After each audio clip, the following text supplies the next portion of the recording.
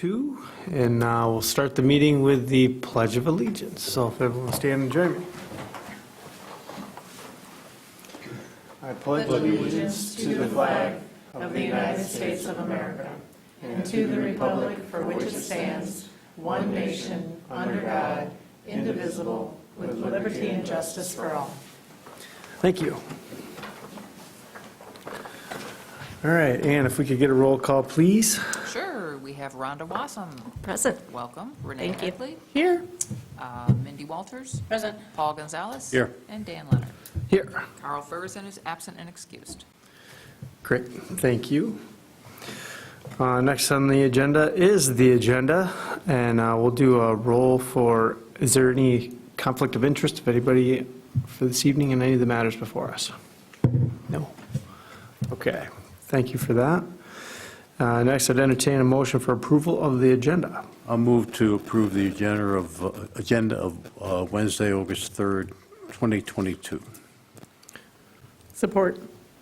Okay, we got a motion by Paul, support by Renee. All those in favor signify by saying aye. Aye. All those opposed? Thank you, motion carries. Next, which last month was interesting, but approval of the minutes. We have 2 sets of minutes before us, both from June 7th, 2022, and then from last month's regular meeting of July 5th, 2022.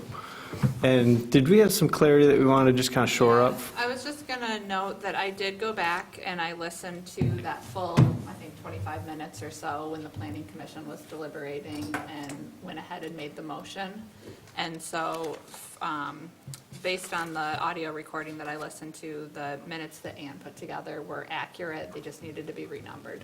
So that was the only change that I made to the draft minutes. Okay. Any questions of Claire? I think there was one other like spelling error of Wendling, so I made that Oh, right. change as well. Yeah. But other Okay. than that, they're the same. Just for clarity, do you want to approve them individually, or is there a preference to do them together? It doesn't. I would do each month individually. Okay, got it. Okay, anybody want to lead?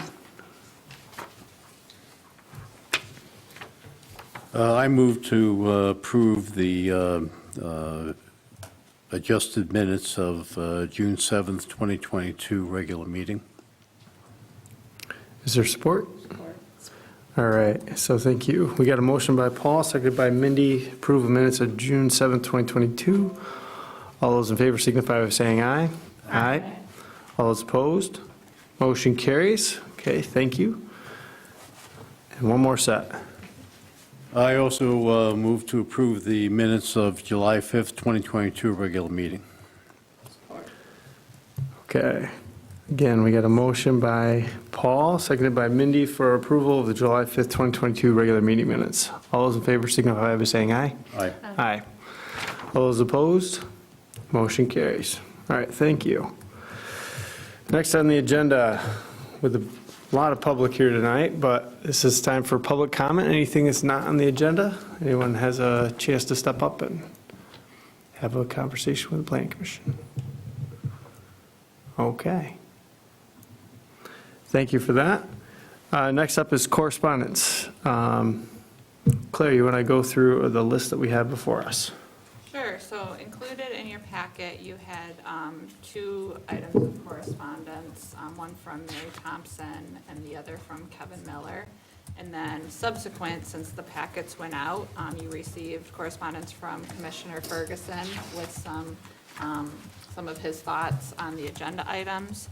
You received correspondence from Chris Garak of the Grand Traverse Regional Land Conservancy, who was supportive of the draft text amendment that you have in front of you. Paradise Township sent out notification of intent to plan for the master plan. And then there was 2 additional residents that submitted comments. Dennis Stevanis and Kevin Miller submitted additional comments. Gotcha. No actions needed for those, but thank you. Hopefully everybody had a chance to see those and read as the evening goes on. Next on the list is with the reports. Mindy with the Township Board.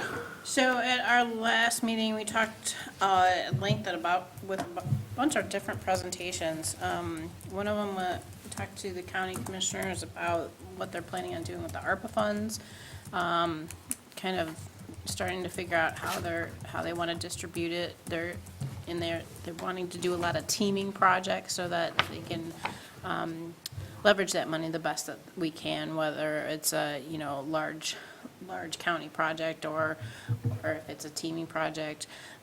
Commissioner Henschel was here, and he was talking about that his priority is that which is going to have longevity, whether it's water and sewer projects or that kind of thing.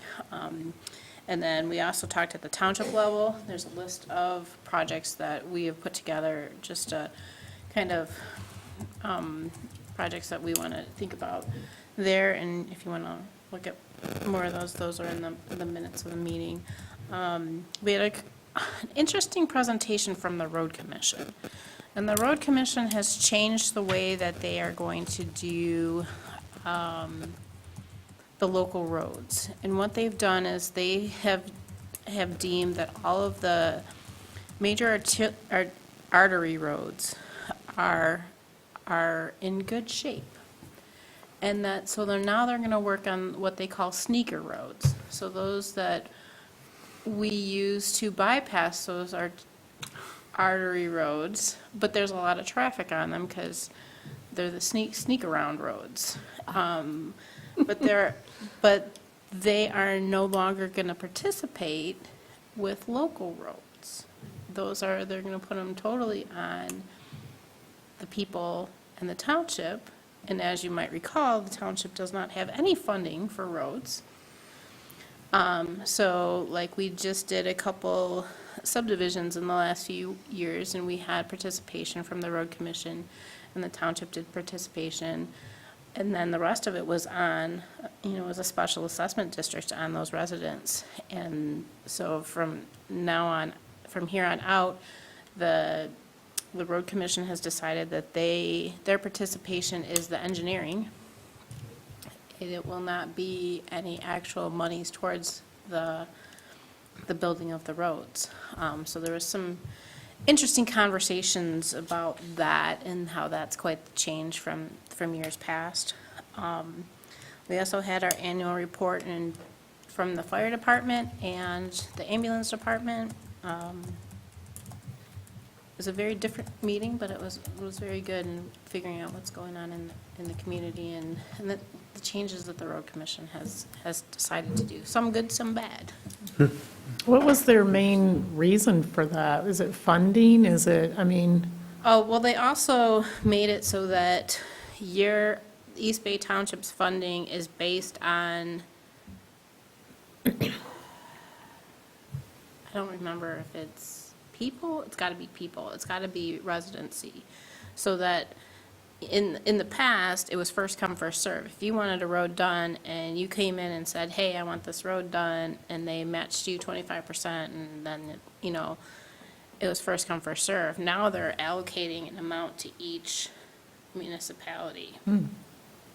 And so they'll only spend that much each year on years. You can build it up, but I can't remember if it was 3 or 5 years, and you can say what you want, but other than that, if it builds up past then, they're going to decide for you where they're going to put your money into the local roads. So, there's been a change. There's a new, is it director? Manager is his title. There's a new manager at the Road Commission, so he's got a different thought process on how to make it most equitable across the taxing jurisdictions. Interesting. Do we know from a county's allocation standpoint how much ARPA dollars they're working with? Ballpark, I I mean, don't remember. I was thinking it was 18. Is that right? 18 million? It's quite a pot. Okay, interesting. Is it just me, or has anybody noticed that they haven't painted the artery roads like they used to? Like Hammond. It's not painted. at night, you have a hard time telling which lane you're in when it goes to turn on that corner off Hammond to, Hammond again. I'm like, Lake Corner. yes. And it's always been painted by, late spring, early summer, like every year. Right. And this year I was like, what's going on? We're not painting the roads. So I wonder if that's included in that artery roads are okay. I don't know. I don't know, I think that's a maintenance issue, so. I'm just you curious. can- And they did say, if you see something, say something. Give them a call, because they've only got, X amount of people, and there's X thousands of miles of road. So if you see something, they probably haven't, so give them a call. I'm sure they have seen that, but Yeah. they're requesting that if you see something, pothole, something crazy going on, let them know, because they might not know. Okay. Gotcha. What are they proposing to do with the sneaker roads? So those are gonna become, they've got all the roads up to, the A minus B plus status, so now they're gonna try to get all the sneaker roads up to that status as well. They have a list of that, or is that generated from us? No, they have a list of it. They've got this cool GIS system where they can pick a road and we're not, only Beth can see it right now, but soon. And the other thing that is an issue right now with it, for roads like Holiday Road, for instance, that changes jurisdictions multiple times, Right. you can only see that for which is in your jurisdiction. So when you go up Holiday Road right now, it's in East Bay, then it's in Acme, then it's in East Bay, then it's in Acme, then it's in East Bay, and you miss portions of the road. So, Have to reach out. Thank you. Any other questions of Mindy? Okay. Paul with the ZBA. We did not have a meeting. That's easy. Claire with planning. Okay. Well, first I wanted to welcome Rhonda Wassam to the Planning Commission. We're very you. honored to have her. She was appointed to a three-year term. And so we still have 6 people on the Planning Commission, so we're still looking to fill one more spot, but we've got a few potential individuals that might be interested, but that Beth has been following up with. Master plan, you'll see there's a public hearing that's scheduled for September 20th. So that's that third Tuesday in September that we reserve for special meetings. So that is the plan, to have the public hearing for the master plan, and the Planning Commission will host that public hearing. Did want to mention on a few of our trail projects. So for the 3-mile trail, we received a number of proposals, 7 different consulting firms. We have a selection committee of TART, township representatives, as well as road commission, and we're looking to review those proposals and make a recommendation to the township board in September. So we're super excited to be moving forward with that Nice. project. That's funding for the construction, design, engineering of the 3-mile trail extension.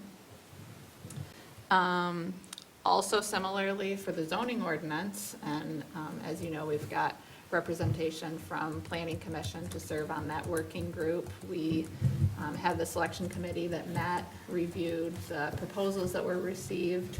The selection committee has made a recommendation to the township board, so the township board will be considering that recommendation at their meeting next Monday evening. And if they move forward with that firm, then we will be putting a contract in place and hoping to kick off the zoning ordinance in early September. So it's exciting to get started with that process. It's about an 11-month, the firm is estimating, so about a year process that we'll be working through that. And then just wanted to mention, short-term rental ordinance, many of you have been following it, but we've got a draft ordinance that's going to, amendments to the ordinance that's going to be before the township board Monday night. So we also have legal counsel from the firm Fahey Schultz that we've been working with, that will be in attendance at the meeting Monday night to work with the township board and answer questions and review some of the potential changes. Then the last thing I wanted to mention was there was a ribbon cutting last week for Holiday Woodlands Natural Area. So staff attended that, and that's super exciting. It's about, I think it's 145 acres that's now Township Park, and so we're gonna be moving forward on some trail planning, figuring out, parking and trailheads and trail system and stuff, working with, public input process, so. Awesome. That's all I have. Any questions of Claire? Yeah, I got one. Just throughout a lot of discussion of the last meeting, as well as some documentation we received, they talk about the agreement that was agreed to by TC Water Sports and Sugar Beach Hotel. How do we know when that agreement is written or signed or codified? Are you talking of what, The parking. the parking yeah. agreement? I do not believe that that's something that the township has, and I'll check, I'll check with Peter and find out kind of where the township has leverage on that. Okay. Because I did see some concern over kind of agreement with Sugar Beach, just that we didn't have anything in writing for, that the new ownership was giving permission. And so we did look into that, and my understanding was that we don't have any kind of mechanism in place with the township. They can still apply TC Water Sports can still apply for the application, be granted the site plan approval without actual property owner written approval. There's obviously other mechanisms in place to Sure. get them off the property, but I will look into that parking. Appreciate that. Thanks. Okay. Thank you, Claire. Next, under item agenda number 9 is the normal business for the Planning Commission, and the first on the books is the possible zoning amendment 2-22, the Stream Bridge Crossing. And we'll have discussion, possibility of setting a public hearing. So maybe Claire, do you want to kind of bring us back up to speed? We had some comments last month, I know, in terms of just some clarification for several things. Sure. Yeah, so I followed back up with legal counsel on that, and you'll see there's draft ordinance language in front of you. I'm just going to summarize quickly the changes that we made based on Planning Commission input as well as public, and then we had some additional input when we circled back with some of the agencies, Eagle, Construction Code. So passage of farm animals in the agricultural district, that was Judy's recommendation, added that. We put maximum of 14 feet, and it's complicated, but and we looked into AASHTO standards. They're not black and white, but this would be the maximum width. So there's kind of best practices depending on the type of facility and the Use. yeah, the use and the funding source. And so 14 feet is the recommended, especially for boardwalk, but that would be the maximum. My understanding is that TART with the Land Conservancy is looking at, maybe making that narrower, and that would be obviously less money involved and less disruption to the wetlands, but also there's a desire to have it be, multimodal, regional trail system, so just balancing all of that. Construction materials, you'll see we added for the bridge shall be constructed of porous or non-reflective material such as stainless steel, galvanized steel, aluminum, plastic, composite, decking, vinyl, or wood with spaces between or within individual pieces or boards that will allow water to pass between or within pieces or boards. That was, Brian put that together, but that was also based on our ordinance that has also reference to non-reflective and the type of materials within our Forest Lakes Overlay District. We did add that the bridge needs to comply with yard setbacks, just so it's not right on a property line. The railing design, I got in touch with the Grand Traverse County Construction Code. They just recommended referring back to code requirements of the latest edition of the Michigan Building Code that's currently in effect, and that's because it again depends on the project of the type of railing and spacing and those types of things that they would recommend, and so they didn't necessarily want to give us something specific. They would review most of these types of facilities, depending on the use. The height distance for water ice dams, again, I got in touch with Eagle, so they said basically they look at the existing height of the bridge and again, it's dependent on the design, but Eagle would be reviewing any type of bridge that was going over the river and would be ensuring that it was adequate height. Again, we added footnote clarification, so we added former location of Brown Bridge Dam, and also we talked a little bit about structure and the definition of structure and wanting to update that. And so I had asked Brian to add some definition, to modify the definition of structure. He came back and said, why don't you just modify the footnote and include a note that says any structure and all concrete or asphalt driveways are required to meet the setback requirement from all waterways. That doesn't help us because the definition of structure is what we need better clarification on. But could you explain why that wouldn't, because I think, my understanding was that the concern was within the Forest Lakes overlay and setbacks from waterways was the concern? I'm just saying overall in the zoning ordinance. Yeah, and so are you not happy with the definition that he came up with for structure in the draft language? Because I thought the structure that he put together was good, just because structure, a parking lot would be a structure, but then like a driveway would not be, the driveway wouldn't need to meet setbacks. In that draft and zoning amendment, it's the definition that's in section 5 of the amendment. So just for clarity, I know we're not quite there, but maybe we'll just kind of debate, but I'm thinking back to some of our problem children that we've ran into, which was those in-ground hot tubs or walkout, I don't want to call them decks, but basically ag-grade patios that may be a retention wall. Those are structures. Yeah, I'm feeling like this would support that. But what other, can you think of some other examples where? Well, the one that we had a whole lot of discussion on was the wedding venue on Hammond. And that concrete pad would be a structure.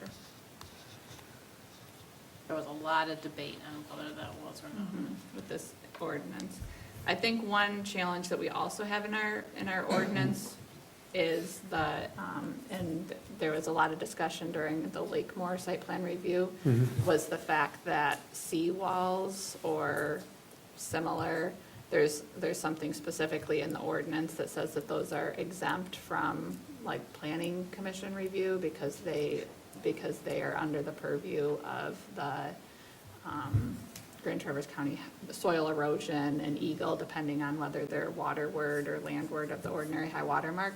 I think that's something we can update the ordinance to have control over those. But again, I think it's pretty clear that those are structures.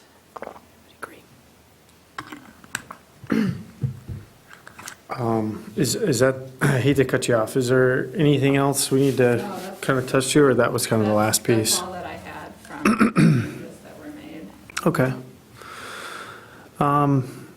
Any other comments from planning commissioners? I know the structure thing has come up in the past.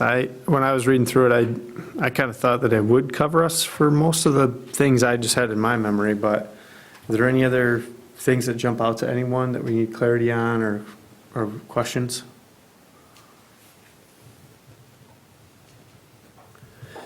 Could you maybe, Claire, just, is there any other comments that we got from, like Eagle? Could you kind of mention a couple of those that maybe those other agencies spoke toward that were clarified? Yeah, so really, I got in touch with Eagle and, they just clarified that they would be reviewing any new bridges. They thought that what we were putting together was, reasonable, and that, as I mentioned, that distance was not something that they saw as, not recommending any certain height for us to have the bridges elevated. Sure. And I know that we've been talking about kind of, what's our next step? And I know this is kind of a draft, but still, we just for information purposes, especially for Rhonda, kind of the process when we do amendments like this is, we've kicked this around a month ago, right? Right. And, we're trying to just kind of land at something that we feel confident in. And this isn't solidified in stone, but basically the next step would be to set a public hearing. Right. And then, of course, that gets blasted out to everyone in the township, or at least people will read about it in the paper, hopefully, or on our website. And gives them a chance to kind of come in, give us additional feedback from those that, haven't been here in the last two months, to be honest with you. Okay. Last month, I think we were a little open in terms of like accepting comments during this. Normally, it's just kind of discussion amongst us, but it's good to kind of get that feedback, I think, up front, because it's going to happen one way or the other. But regardless, if we're comfortable with it, then the next step for us would be to schedule a public hearing in the coming month. And if not, then I'd love to just kind of air out or clarify or, get any one of these sections the way that we want it read, if there are any in disagreement with what's been provided. Or any questions? Go ahead. So since I am a little bit naive in this area, so the definition of structure, written as it is here in the draft language, you just discussed potentially seawalls and changing that to be included in the definition. That would go to the rewrite of the zoning ordinances in and of themselves and then reflect back here, correct? Or no? Yeah, that was probably a little confusing the way I. Thank you, explained it. if you could help me. The way that the definition of structure is written right now, my interpretation is seawalls would absolutely be a structure. They'd be Okay. considered a structure. So it the would way be that it is. clarifying. So we wouldn't need to make any changes Okay. to the definition of structure from Okay. the perspective once this ordinance was adopted. Okay, thank But you. we do have a provision in our ordinance that says seawalls are subject to, Eagle permits and not township permits. Okay, And I don't remember the exact language, but that's in the Lakes Area zoning Yes. district. So that would be something that, in my opinion, is a part of the zoning, and that's not really part of this bridge Right. crossing discussion, but I think that as we update the zoning ordinance, Okay. we want to take a look at having that under township control. okay, thank you for clarifying.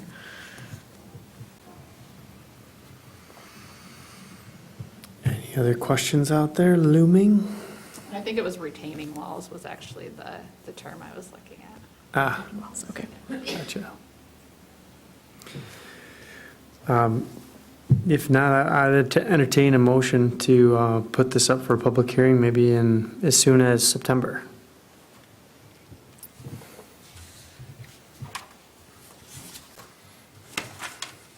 Which would be the 5th. 6th. We have a holiday in there. Good catch. 6th. The 5th is Bright Monday? Yep, Monday, sorry. Yes, 6th. Thank you.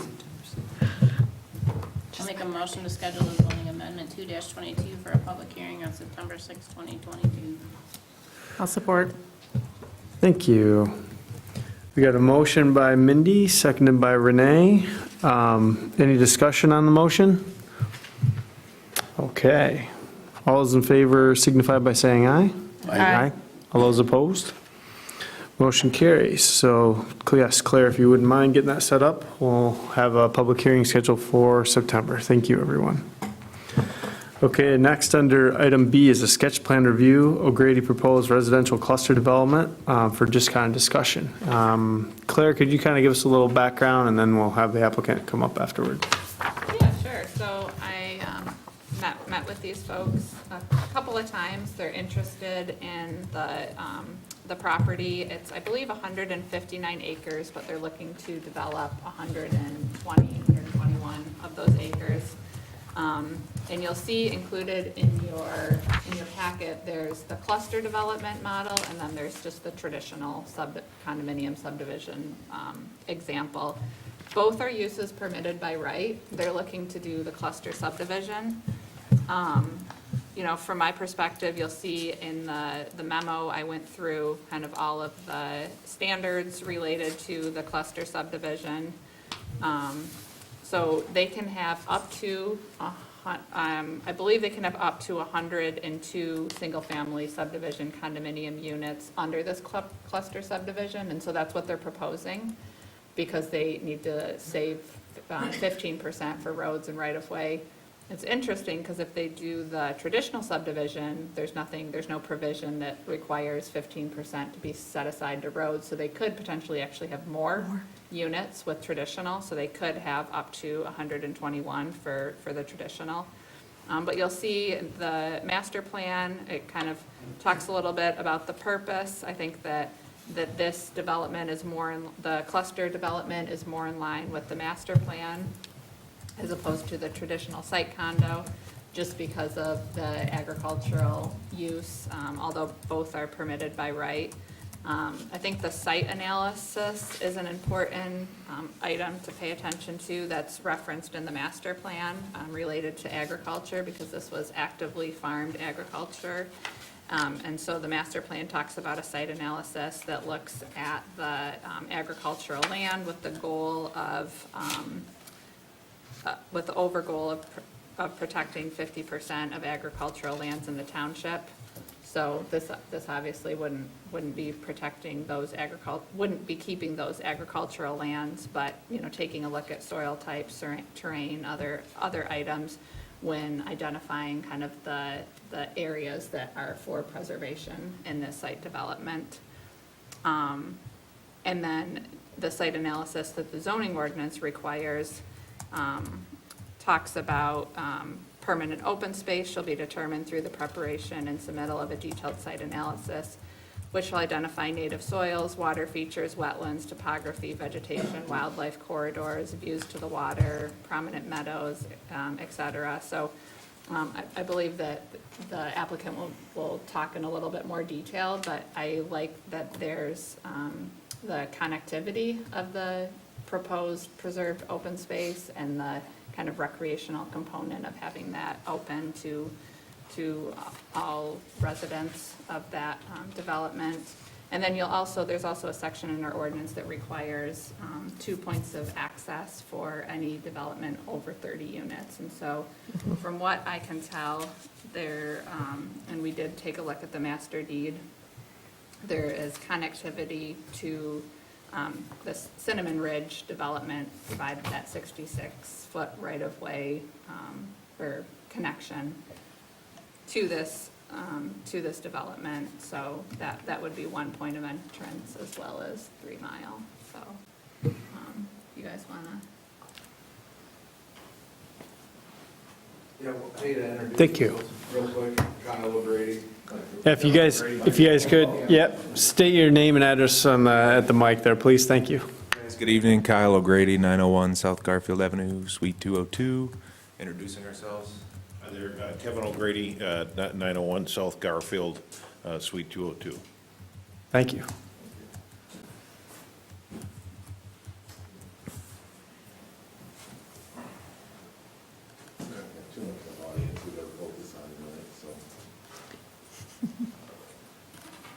Well, good evening, everyone. Doug Mansfield, Mansfield Land Use Consultants, 830 Cottage View Drive, Suite 201, Traverse City, Michigan, and very pleased to be here with the O'Grady team again on this large project for a rural area in Union Township. But we've taken into consideration what the ordinance gives us, but I wanted tonight reflect a little bit on the landscape. And we did start with the use by right layout you have. We got 92 use by right lots that meet all the geometry out of it. So 92 is kind of the benchmark. But in East Bay Township, the clustered residential subdivision is also use by right. So there's no contest like there is in a lot of townships about, most of the time these clustered developments are special uses. So there's always the inclination of, well, what could they get under right? We should hold them to just that level. Well, you don't act like that. If you meet the standards of the math, which Claire's right, it gives us 102 lots after we take all the numbers apart, and the open space, you're 90% there. But the big 10% in this is your clustering is based on preservation of certain elements, wetlands, ridges, trees, other focal points of the community that are primary conservation areas. Well, if you've driven by this, it's a big cornfield. It's flat, it's been a working farm, it's produced corn for the last probably decade. It's been a mixture of things. There's really no articulation to it, no buffer zone. There is a small area to the northeast of this 40 acres that goes downhill like this, and there's a woodlot here. Beyond that, it's working farm that's gone fallow this year. So, in order to maintain the integrity of the clustered residential ordinance, our proposal is to create highlighted spaces in that field. First of all, along the 3-mile road right-of-way, what we've done is we have to give the road commission another 17 feet of right-of-way along that portion of 3 Mile for the growth. Then what we're doing is a minimum of about a 200-foot buffer zone from that new right-of-way to our first backyard. And our intent is to recreate the rural maple line of trees, maple and oak, every 50 feet, and then leave a retention area, which along 3 Mile you have ponds and farm ponds and those kind of things happening. Those would also be planted because one thing about this ground is it's good ground. It's all sand. We've already had it tested for septic fields. We would plant those areas, those basins, with pollination beds, basically wildflower meadows, which feed the bees, which is such a crucial part of our life, and make those a useful area. And then create a natural Michigan forest buffer zone of about 50 to 100 feet thick before it goes to our property line. So basically, we're creating that character, which is farms or corn stalks pretty much right up to the right-of-way right now, as a farmer would do.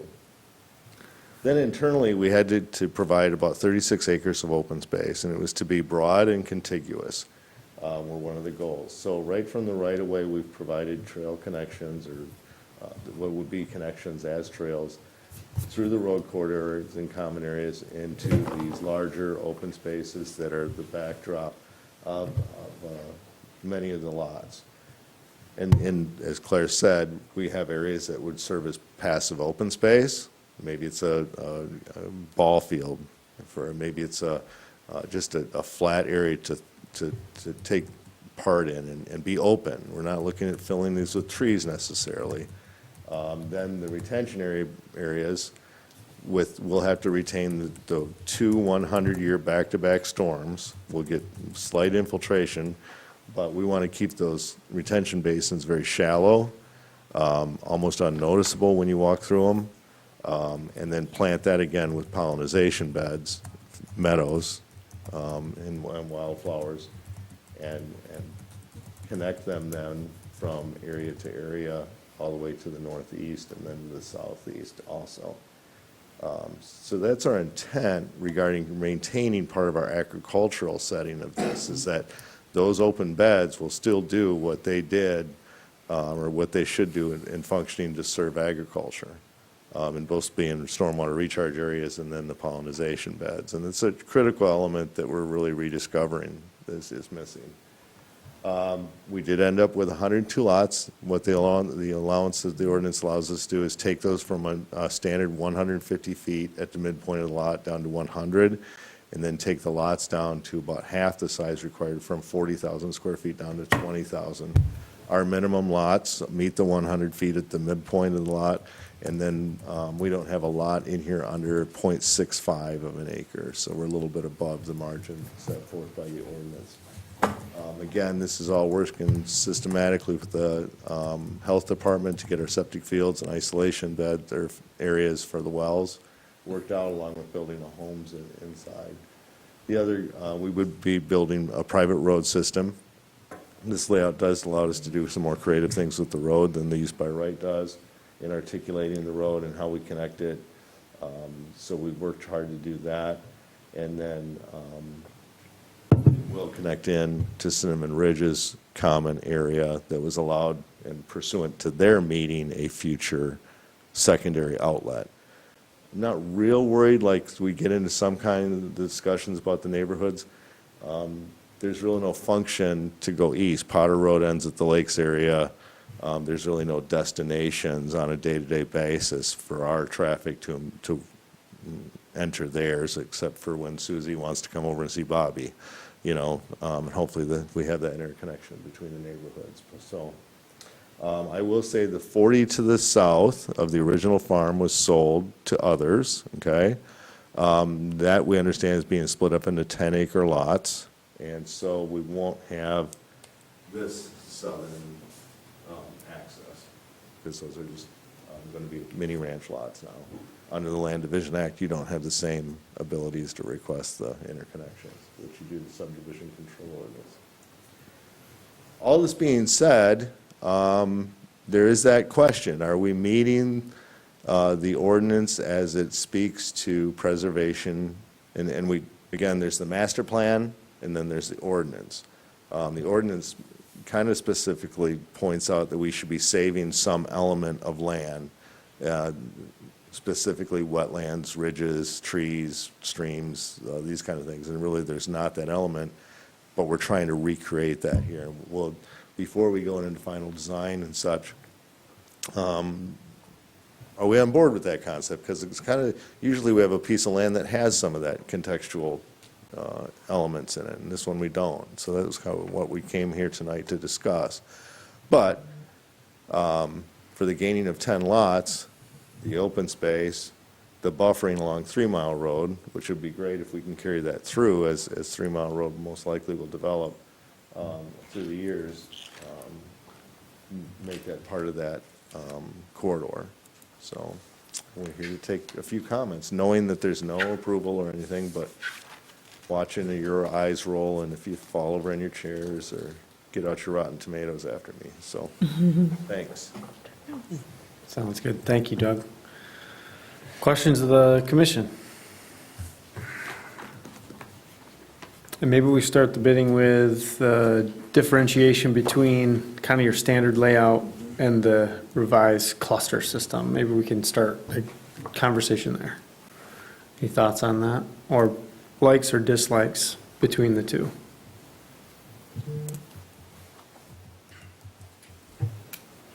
Well, under the cluster system, I like the idea of the fact that you're preserving, X number of acres or some percentage of the acreage for, the scenic and the farm, rural type community. So I like that. So I can see that as a point towards this.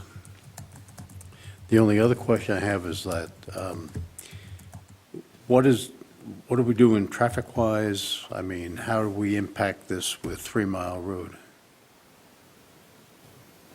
We'll be getting a road commission permit, so if they require some kind of traffic study, Okay. we'll let you know. But most of the time, when it's a use by right, unless there's something truly wrong with that immediate corridor along the frontage, they're going to allow this to happen. If we were under a special use permit or a PUD things, something asking for something more than what was planned, then we may look at some mitigation of that traffic. But really, we've got good sight distance here on a primary road. And when they say the primary road's been fixed, 3 Mile hasn't been fixed.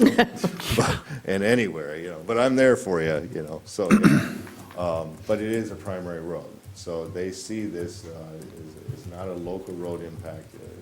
It's where the traffic should be. Yeah, just something on the future, that's all. Yeah. Yeah, I'll just to add to that, so we've got, the planning commission can request a traffic study, and we've got some benchmarks in our zoning ordinance. It's 500 average trips per day for that segment of road. So we could also, would be helpful to know approximately what the average trips per day would look like. It's real easy. ITE, any study's going to say that it's 8 trips per day times the units. So you got 800 trips per day. Okay. Yeah. So. Estimate. Can you address comments or maybe preliminary feedback that you've gotten from the agencies tied to fire department and/or permitting? The only thing that comes to mind for me was the number of homes on the single access point. So, typically we've seen, I forget what the threshold is, 30, 40 homes that triggers dual access. Can you just kind of speak to that in this light? Because I see only the one, or am I missing something? So we have two and planned in here. The 3 Mile will be main one. We get caught up in the development world of having more accesses to relieve traffic, and then we got our access management plan that says you shall only have one entrance. So we do have the one appropriate entrance onto 3 Mile at the southwestern part of the project. We will have our fire connection over to Cinnamon Ridge, and they have an outlet here. When they approved Cinnamon Ridge, vice versa, they were, I'll say, they leapfrogged the development, so they had to promise that they would have a future outlet for a second access. This actually seems to go roundabout, but your fire station over on High Lake Road would be the secondary connection, and then your other fire station comes from 3 Mile. So it actually works pretty well with how you're set up in the community for additional protection. So we've satisfied that. The road commission, it may seem like a lot of numbers, but for one entrance on 3 Mile Road, this isn't a big issue. So preliminary-wise, they're fine with where we show it and the number. We haven't gone to fire department yet, but to my knowledge, this would meet their criteria, okay? The biggest concern usually on something like this is the minimization of the lot size, but they were ahead of that game well before they even bought it. They did a number of test pits all over, and it's good ground. It's actually a good loamy sand. It's not just blow sand. It's got some bite to it to help the water slow down. And then the new criteria for going well depths through the clay lenses, they don't see that being an issue either, so. So these will have individual wells Wells then? and septic. Okay, got it. Was there consideration of common, like a community system for either of those? No? Okay. Just curious. It's outside of the urban growth boundary, and water, frankly, is getting too hard to do a community system on with all the vulnerability assessments to a water system. They don't like private systems like this, so. Go ahead. Just a curious question. Unit 45, why didn't you take it all the way to the corner? Because we wanted to have that buffer space there, instead of having somebody build a shed or something on the sideline or front yard to make sure it was open. Yes, I looked at that actually today and said, that's going to come up. It wasn't just to meet 2/10 of an acre or anything like that. Yeah. Well, because all the rest of them, it goes all the way to the Yeah. corner, and that one does Yeah. not, so I was just That curious. road we actually put in at the end, and just the way it fell apart, we didn't want to have that two entrances. So what are you gonna do with that exit on the south side then? Exit, down here? Yeah, Probably absorb it in the lot size, so. and then in the southeast corner, is that wooded right now? Yeah, that's not as pretty as the wood lot to the northeast. It's more of a, well, there's a reason it wasn't farmed. It's a little bit of a, what do I say? Almost like elms and locust growth. It's not as pretty as the other area. So. It looks from the aerial that it gets low in the middle of it. Is there a wetland in there at all? Just to the south of that, there is a wetland that picks up on the next 40 and moves to the south. And then on the northeast corner, I see that there's a wetland on the western adjacent property, and you said that that has a elevation change on that northwest corner. Is that wet at all? No, not sure how, I mean, you drive along 3 Mile and you'll start to notice this as we work on it. We've got all those little pothole ponds along the right of way there. I'm not sure that those were by design, What's the depth of water? Some of them, as I've investigated it, 6-8 feet. That's it? Oh, yeah, those ponds aren't very deep. No, if you're in the middle of your site, what's the depth? Oh, of water? depth to water, groundwater? You guys didn't hit any? Yeah. So the test pits are 8 to 10 feet deep, so there was nothing like that. That makes more sense. yeah. The only other piece of dirt that's out there is just to the south of that kind of L, if you will, that's left. When I'm just thinking through, as I'm looking at the arrow right now too. I mean, that's kind of the last piece that hasn't really been touched out there and it's in a trust. Well, I mean, has there been any conversation with them in terms of accessibility to this that? side of 3 Mile? No, it'd be just to the south of that, 3 miles on the west in that map, right? Yeah, Yeah, so directly south. no, not to my knowledge, should be any discussion. I'm just kind of thinking like same kind of game plan that Cinnamon Ridge had to connect to this. If we could move that easement over to maybe have a future connection planned. And again, it's just hypothetical, but if you're planning to, yes, yep. If you're planning to subdivide or through land division, cut up that lower, because it looks like you've got a 40 that's left over to the south. So is your intent to do 4? No, this is none of us, this is. They don't ours. own that. No, but to the eastern side of that, because that parcel's like, I'm showing it goes all the way down to, what is that road? This 40 got bought by somebody else. Right, The lower half? Yes. Okay, cool. Got it. That takes care of my question then. okay. Got it. But I still, in terms of access to that other one to the west, it's adjacent to 3 Mile. I just wonder if we do exactly what you got highlighted there.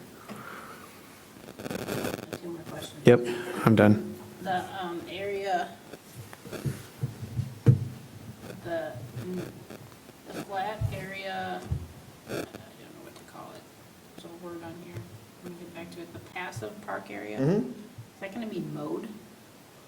Potentially, I mean, that's how I see it, as a community resource. You're not by any parks here, and I just don't think there's enough neighborhoods where you can just go out and back and put together a ball game or whatever, they want to. It'll be a common element of the community. So they can do with it what they. My other question is that single house on 3 Mile, is there an option to purchase that? Is there communications with them? I believe it's a relative. Yeah, that's a relative of the Dries family that we purchased the property from, and we threw it out there initially saying, hey, we have interest if we just want to kind of lump that all into one, and they said, nope, they're aware that we're marketing this as development property, and there's a portion of the family that prefers not to sell it. So they're aware of what we are planning and how they were marketing the property for sale, and they chose to keep the house. Is that vacant currently? Is that vacant currently? Oh, somebody resides in there, okay. I gotta say too, I like the northwest corner, of the western L, where you, instead of doing a cul-de-sac, I kind of think that's a creative alternative, yeah. And It's called an eyebrow. an eyebrow, is that a technical term? Yeah, actually, Is it really? Yeah. Okay, learned something new. Yeah. It's just kind of a unique feature, and less asphalt, serves its purpose. I just Actually, wanted, it's designed to get more lots, because you're creating a sharper radius, so, yeah. gotcha. But it creates premium lots when you're off-center from the primary road, yeah. Right. Interesting. Any other feedback for Doug or the development team? I personally like the what is this called? The Cluster? Yeah, I You agree. as well. I do as well. And the fact that the 15% is saved off. I appreciate the thought that's gone into this with the, it's a good plan, and it's got a lot of nice, I like that you guys have thought out every little aspect and right down to the meadows. Like, when you were saying that, I was just picturing all these wildflowers. So I like it. It's a nice concept. We were out, it was a conundrum, how do you make a cornfield livable? Right. And normally you see this rolling cornfield, no, this thing's flat. Yeah. So how do you make it interesting, how do you make it livable? And my landscape architect and Claire came up with this great idea, so, yeah, I'm not going to take credit. yeah. but- I just think it's, you know, you see, I don't like that when you see these cornfields turn into subdivisions that just, they're so boring. I would never live in one. This is creative, this is awesome, and I think it fits East Bay's vision, so. In the business plan that you have for this, is it primarily just selling the individual lots and then people build on them, or are you going to have specifications as well as X number of type of homes that are going to be built there? The Grady family's a home builder, so most likely they're going to hold on to all these lots. Okay. Build homes for pursuant customers and spec homes. Okay. Okay, so that it will be a home sale as opposed to just a lot sale? Okay. Okay. Feeling better about it?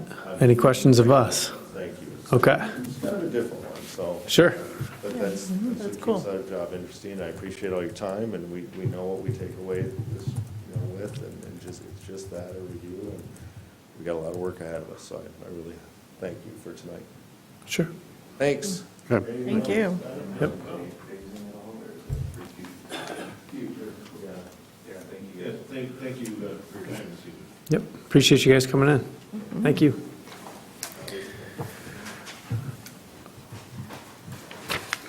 Okay, last matter of business before the Planning Commission is Holiday Forest 2. Just maybe a little background. I remember last month we had the applicant and talked through kind of a shift in the number of units and additional density through kind of a similar conversation of cluster development and utilization of a PUD. Do you want to bring us up to speed as the new information that's come in tied to this request? Yeah, and I can give you a little context of why it's on the agenda again, because, at the July meeting, the applicant kind of went through the, a site plan, obviously talked about some of the topographical challenges that were, and so discussed a PUD with the Planning Commission. And as I was kind of reviewing the O'Grady cluster development proposal, and there really wasn't any like specific natural features that were being preserved on that one. And I was kind of reading through cluster development, and Bill Klaus sent along some photos of some example homes, so I decided to put that in your packet. And then I was just thinking, I feel like our cluster development provisions leave a little bit to be desired in terms of there's no intent included in there. There's no minimum size for the cluster. And so, I guess I just wanted to kind of bring this to the Planning Commission, if nothing else, kind of to help our discussion and moving forward as we update our zoning ordinance, because I think it would be helpful for me as staff. I have a lot of applicants that come forth that are maybe looking for, some smaller lots and are interested in the cluster provisions. I don't know if it's been used in the past and how it's been used, and so I'm curious kind of some feedback from the Planning Commission. So the site plan that you have in front of you, and Bill is here today to answer any questions and talk about it, but basically it meets all of the standards for cluster development. So but the only one that I don't know if it's meeting is the setback, because the setback from the road doesn't have any flexibility, in terms of, it just has to be the underlying zoning. But it meets the requirements related to the width of the parcel that's allowed for cluster, the size of the parcel. So, the biggest thing is just there's a site analysis that's required, and it says to identify and preserve such features such as. And so it's a little bit, I think leaves a little bit to be desired in terms of kind of interpreting and moving forward. So that's why I wanted to bring that. And you've got some photos to look at and probably some feedback. And the applicant is here to answer questions or perhaps presentation. Absolutely. And the applicant's here. Bill, do you want to step up to the mic, and maybe we can use it as an opportunity to just ask questions or if you want to educate us, because I remember there were a couple sticking points in terms of the property line boundaries. It'd be to the north that were discussed from the one phase to this phase. and there was, gosh, I think one of the units, excuse me, I didn't write it down. Mindy, we were talking about some clarity between the two. Yeah, it sounds like, when talking with Bill Crane, the engineer, he went back and pulled the updated documents, and from his perspective, had revised those lines. Okay, okay, I felt confident that got it. what he was providing was accurate. Thank you. So, that being said, maybe if you want to speak to the updated application materials that were submitted and just maybe the housing styles, and just give us any updates from where we were a month ago. So, do they have the sketches that I provided? Yes, Okay. yes. So, you can see where the topo lines are heavy on the north side. That's the only home type that's gonna be effectively built there. And I believe that the site plan that we submitted has a proposed 20-foot front setback from the edge of right-of-way. And so just to give you an idea how much depth is really there from the edge of pavement, does the private road ordinance here require a 26-foot mat of pavement or a 24? I would need to double check that. Most of the time it's 24.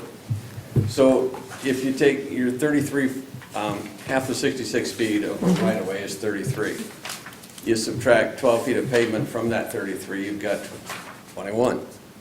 So you've got 21 feet of area plus the 20-foot setback, so you've got 41 feet at a minimum, you know, between the edge of pavement and a garage door or in the driveway. So there's plenty of room there for vehicles. And let's see, I don't have the drawing completely in my mind, but it's the tough topos that make this require that drive under the home type with the garage underneath the home, so that we can actually fit it to the site so that the homes look like they pretty much grew there. Sure. We didn't force things in place.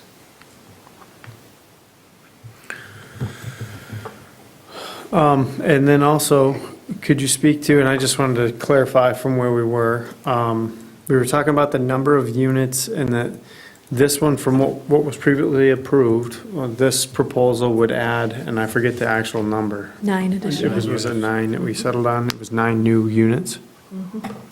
Got it. Thank you.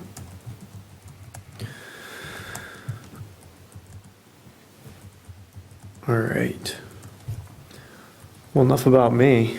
Any other comments or questions of the applicant this evening? And thank you for providing that. To me, the kind of having an elevation to work in from the house in terms of how it could fit on the lot. I went kind of back out there and revisited the site and just remembered, because it's been a while since physically we all met out there, which I think was maybe a year and a half ago, maybe longer, I don't even know. But I know that it was pretty significant in a few of those spaces that you had mentioned.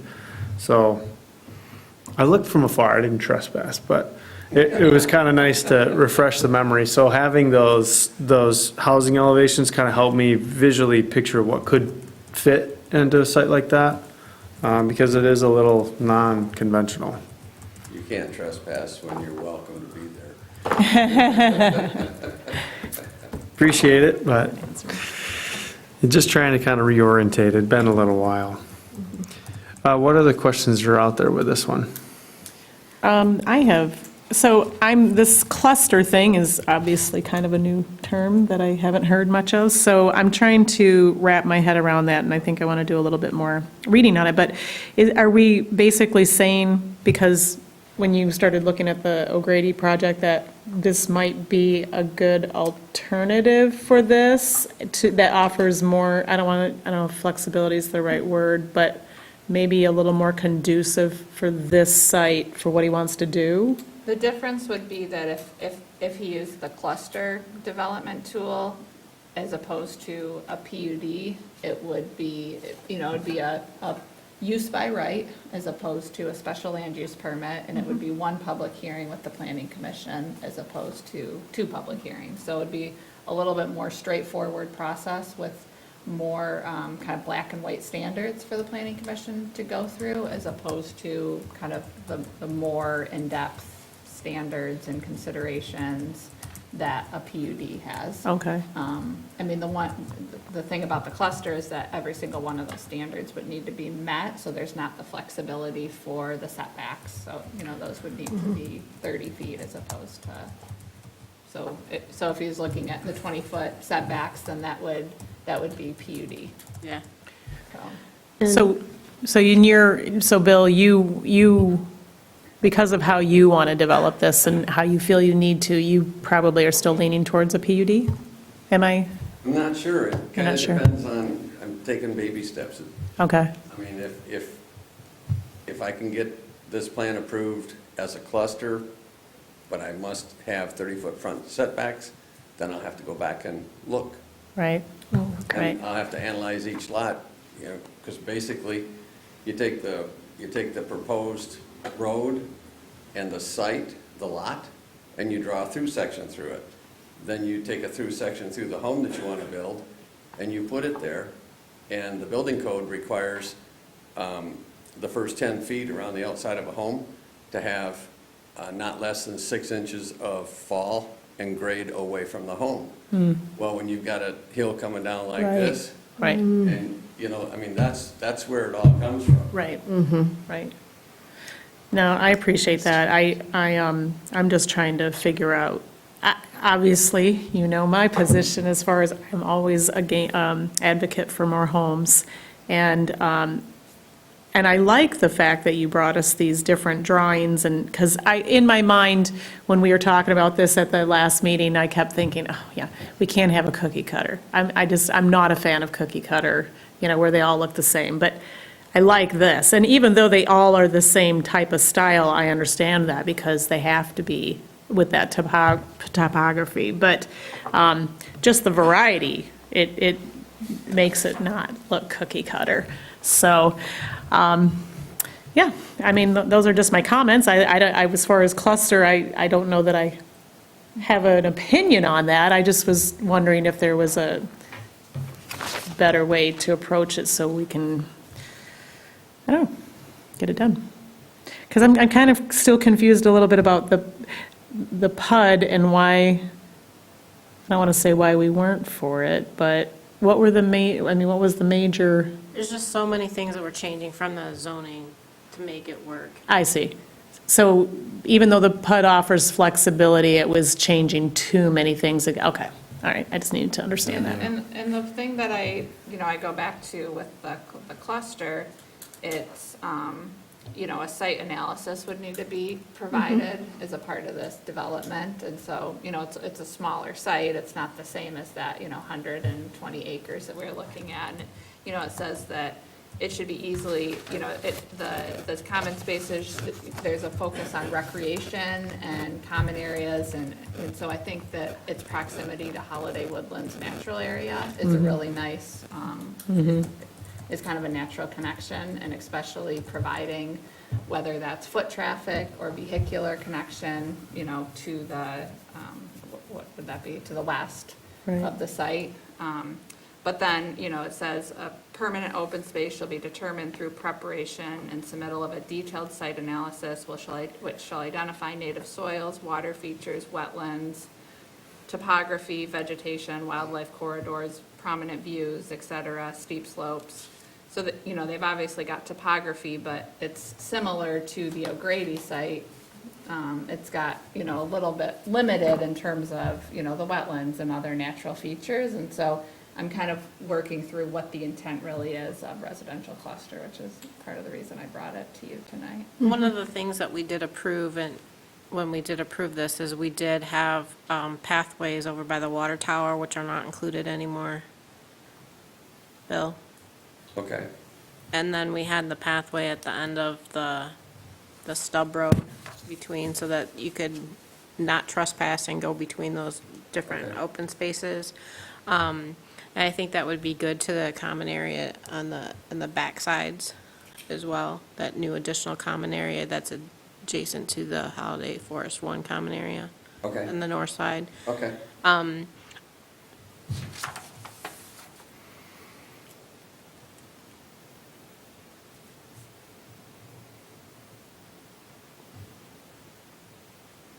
Everybody's going to be really upset that you're taking out the sledding hill, though. I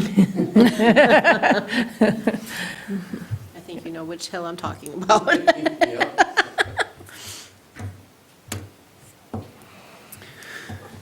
So just to play devil's advocate, because I want to have all the options out there on the table. So help me out here, Claire, if we were to go down the route of the cluster, kind of fits the desires of the applicant, I'm pretty sure, most of them, for the road, for the number of units.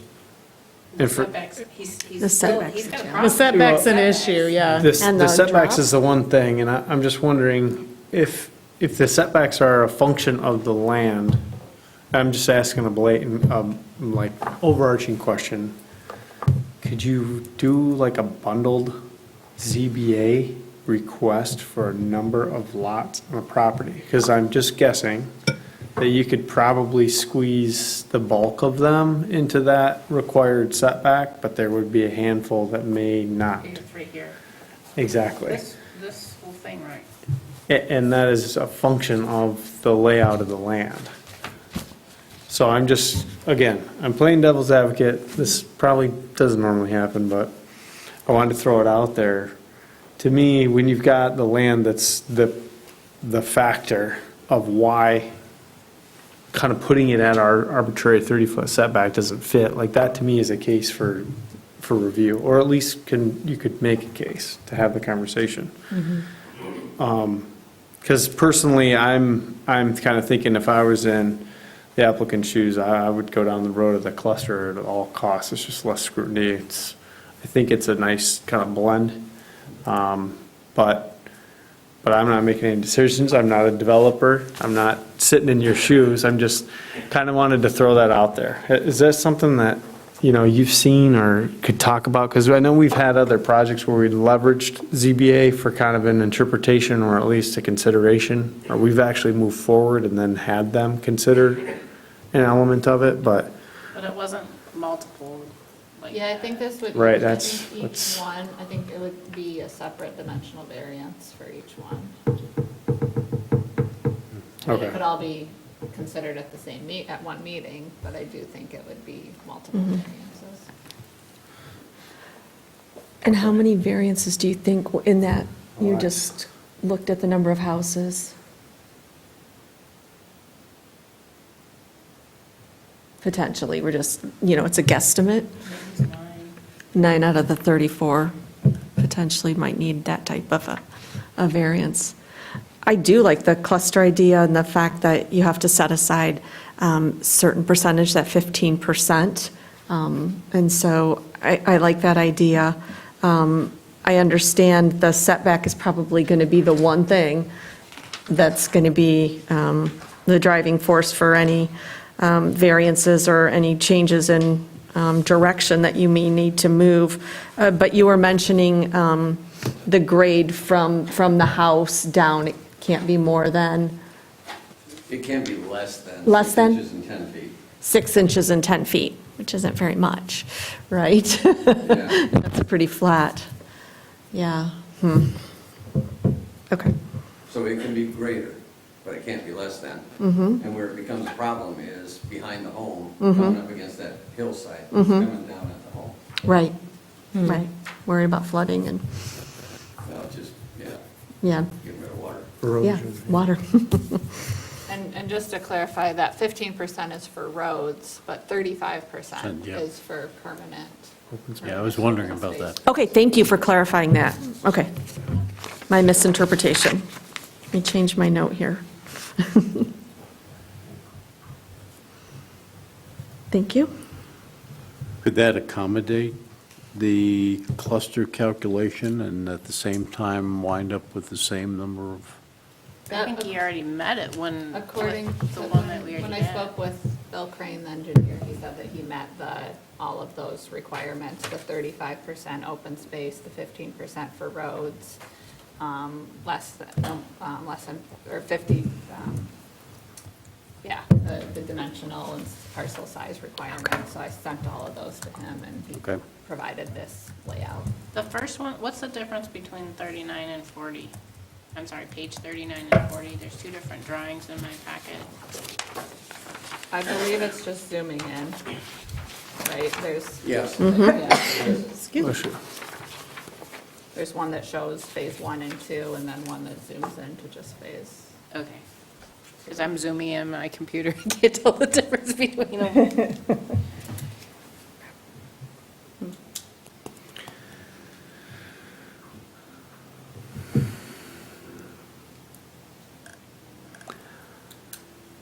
Any other questions for the applicant? I mean, and just like others, this is kind of your call, of course, right, which path to pursue. Again, I hope you're reading the tea leaves. I think there's a lot of positives with going this route, but yeah, it's still a matter of that setback issue in terms of trying to address it one way or another legally. And obviously, the PUD gives you a little bit of flexibility, but still, more scrutiny.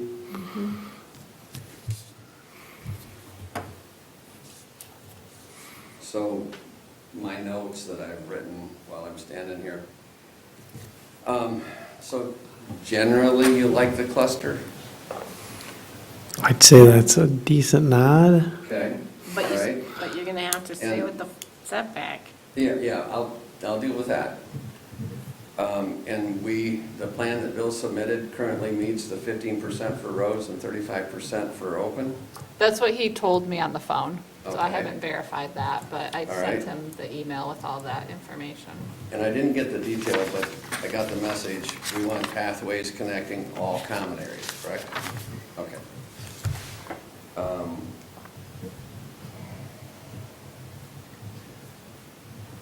Okay. I think I understand. Thank you. A lot closer than last time, huh? Yeah.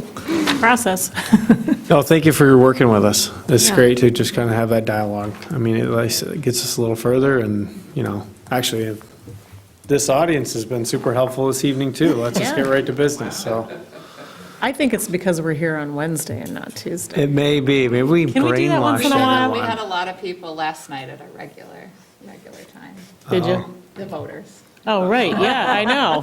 Yeah. All right. Awesome. Well, thank you. Thanks for coming Very in. much. Appreciate all your help. Yep. Thank you. Okay, last chance for public comment.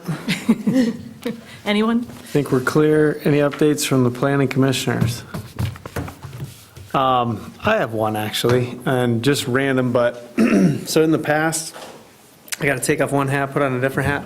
In the past, so East Bay Township, we jumped into this crazy redevelopment ready communities program, right? Claire's ushering this through. It is a MEDC, Michigan Economic Development Corporation sponsored best practice training. It's a self-assessment. It's basically communities trying to streamline their development process and look at all their plans and make sure they all align with one another and actually correlate to the zoning code requirements that we have.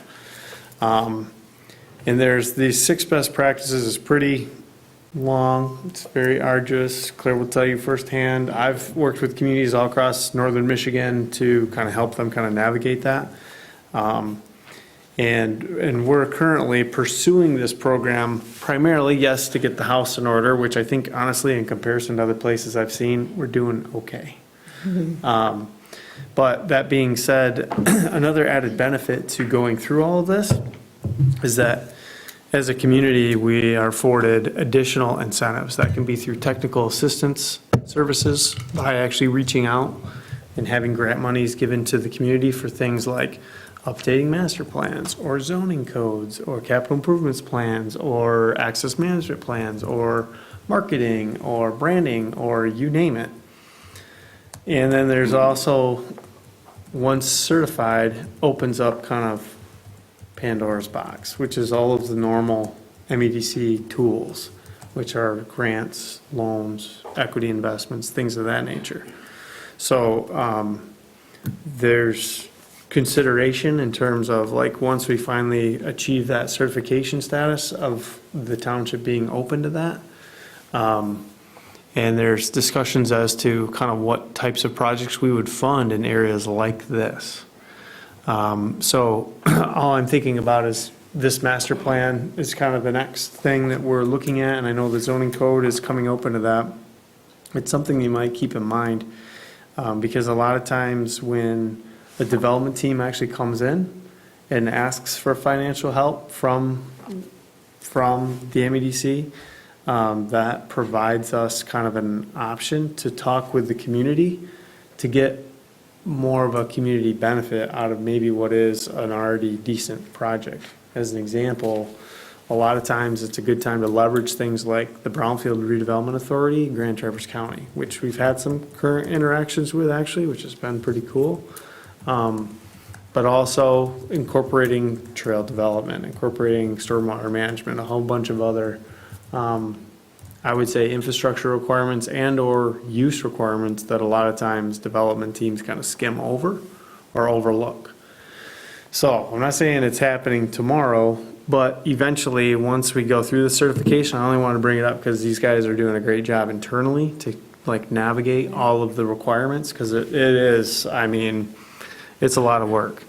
But I think once we get there, that's something that we'll probably talk more as a group, in conjunction with the township board, honestly, just so that they know like what's out there, and what flexibility is there, because I'll tell you, not everybody even knows that those incentive programs are out there. I live here, this is my daily. I plan to try and leverage that resource at some point or another, so I might have to be like, here, Paul. Or if you want to do it full-time, that's fine too, doesn't matter.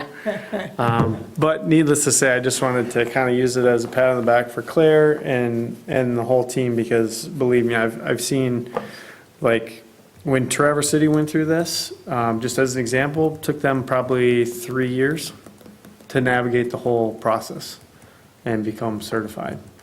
And I think we're in like still in year one-ish, some change, maybe two, okay? Yeah, but she had a baby, so. Yeah. That year doesn't count. Yeah. That didn't count at all. Totally fine, so. Just wanted to give a nod and a shout out, because it's kind of cool to see us actually moving in the direction that I coach all these other communities to do, so. Well, thanks, Dan. And Dan's a great resource, and we actually just got $30,000 for our zoning ordinance, so that's coming from MEDC to help us pay a consultant to get us through. And I did not have anything to do with that Through either. that process. I had nothing to do with that.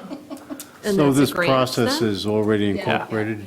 I'm sorry, this process is already incorporated in our master plan and? Yep, so in our master plan draft, we sent it to MEBC, the individual that we work with to kind of help us. What is Pablo's title?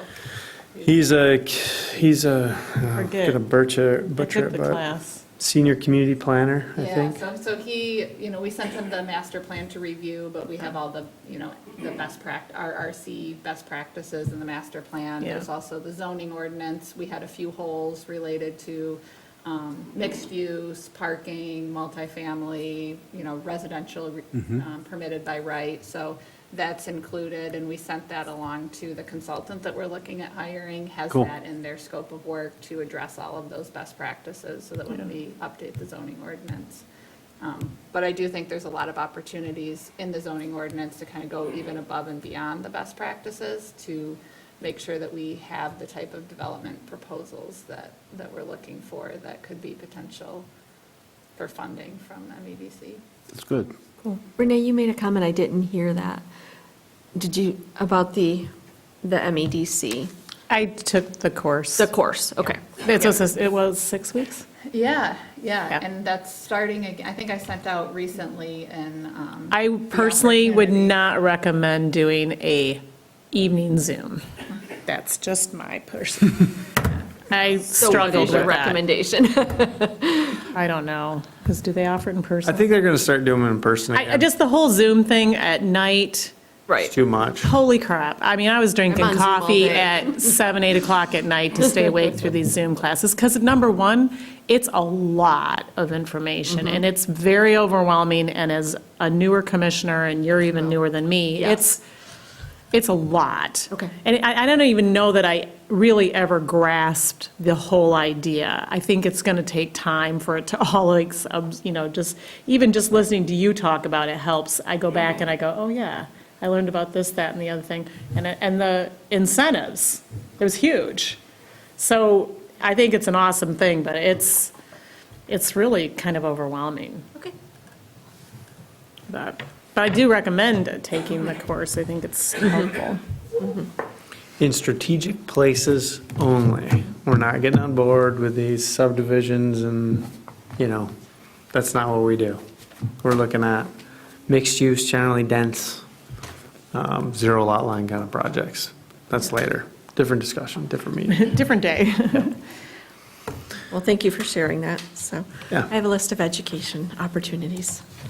Add that. Next meeting is on the 6th. And any other comments from anybody? Okay. Meeting's adjourned at 8?